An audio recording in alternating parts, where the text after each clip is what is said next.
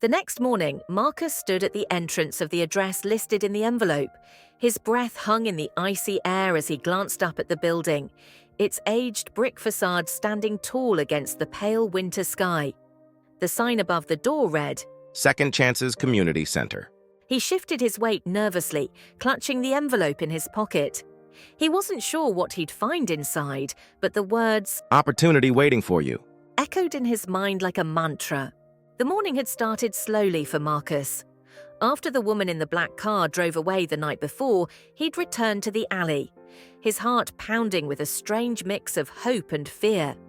He hadn't opened the envelope fully until he was alone, sitting cross-legged on the cold ground, with Luna curled up beside him. The cash inside was enough to buy food for weeks, but the note with the address carried more weight than the money. It represented something he hadn't dared dream of, a way out. Now, standing in front of the community center, he fought the urge to turn back. His mind was a storm of doubt. What if this was a mistake? What if they took one look at him and decided he wasn't worth the effort?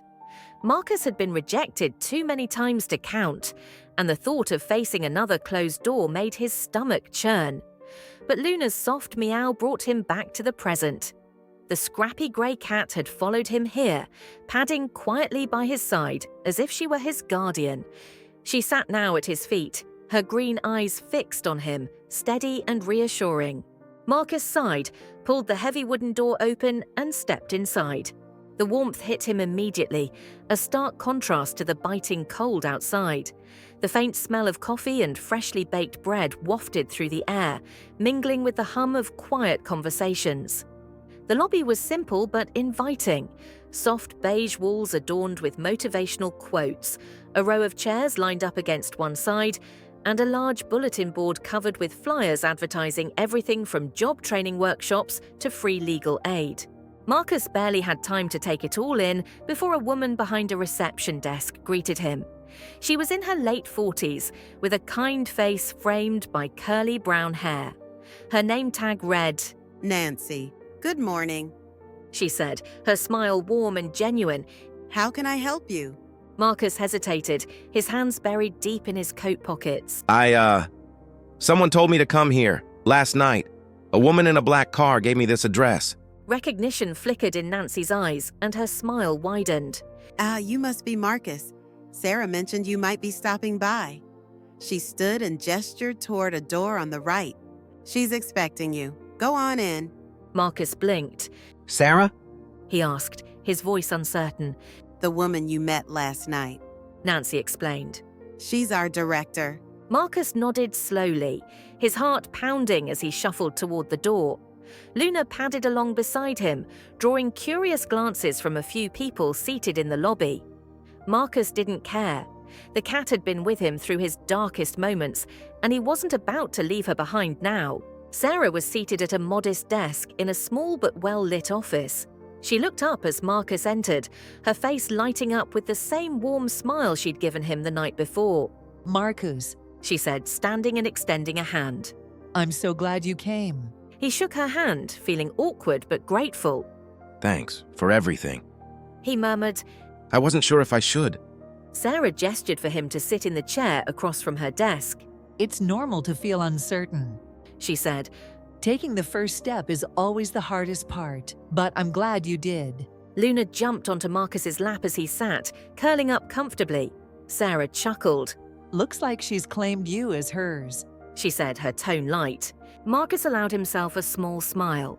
I think it's the other way around. Sarah leaned forward, her expression turning serious but kind. Marcus, I want to be upfront with you. I don't believe in charity for the sake of charity. What I believe in is potential. You showed a lot of that when you helped Luna, even though you had nothing to give. That kind of kindness and resilience, those are qualities that can change lives, including your own. Marcus shifted in his seat, unsure how to respond. Sarah continued, her tone gentle but firm. This center exists to give people second chances. We provide resources, training, and opportunities for those who've fallen through the cracks. But it only works if you're willing to meet us halfway. Are you ready for that? He looked down at Luna, her green eyes half closed as she purred softly on his lap.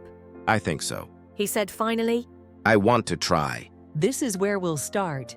Inside, you'll find information about the programs we offer: job training, temporary housing assistance, counseling, whatever you need to get back on your feet. But first, let's take care of today. She picked up the phone and dialed a number. Nancy, could you bring in a meal for Marcus? She paused, listening, then added with a smile, And maybe a little something for Luna, too. Minutes later, Nancy arrived with a tray holding a plate of scrambled eggs, toast and bacon, along with a bowl of water and a small dish of shredded chicken for Luna. The smell was heavenly, and Marcus's stomach growled loudly. He muttered an embarrassed Thank you. as Nancy set the tray down. As he ate, Sarah told him more about the center's mission. It had been her dream for years to create a space where people could rebuild their lives without judgment. She spoke passionately about the programs they offered, the success stories she'd witnessed, and the challenges they still faced. By the time Marcus finished his meal, he felt more like a person than he had in months. Sarah handed him a small card with a handwritten address. We have a room available at one of our shelters, She said. It's not fancy, but it's warm, safe, and yours if you want it.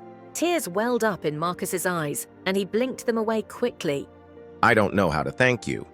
He said, his voice thick with emotion. You already have, Sarah replied. by showing up. That afternoon, Marcus left the community centre with a full stomach, a place to stay, and a flicker of hope he hadn't felt in a long time. Luna walked beside him, her tail held high, as if she sensed the change in their fortunes. As they made their way to the shelter, Marcus couldn't help but think about how far he'd come in just a few days. A week ago, he was starving and alone, with no prospects and no hope. Now he had a chance, a real chance, to rebuild his life. And it all started with a simple act of kindness, a piece of bread shared with a stray cat. Looks like we're in this together. Marcus said to Luna, scratching behind her ears. She purred loudly in response, as if to say, "We always were."